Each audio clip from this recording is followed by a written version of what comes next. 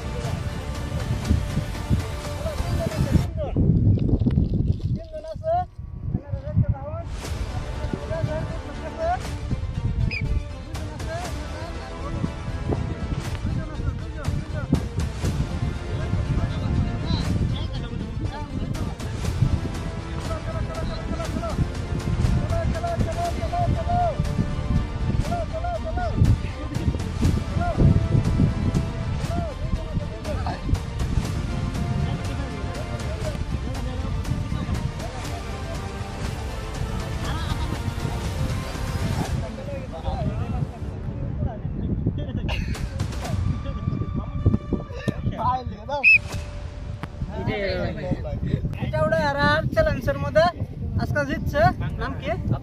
আব্দুল রাজাক। আর second হচ্ছে নাম কি? বরদুল ইসলাম। তার লগে অবশ্য প্রাইসটা আছে। এই যে দর্শক দেখুন, ফার্স্ট প্রাইসে পাইব একটা ঠান্ডা, তবে একটা দুটো চলিয়া। আর সেকেন্ডে হইব আর একটা এই যে ছোট মাছের মালা দিতেছি, দর্শক দেখুন যে মালাটা। আর আমার এই খেলা দেখে জানে ভালো লাগে। খেলাটা আমার এই শুরু করলে ইউটিউব চ্যানেলটা সাপোর্ট করবেন আর লাইক কমেন্ট শেয়ার করবেন। এই ছোটটুকু আমার ভিডিও সমাপ্ত দিলাম। ধন্যবাদ।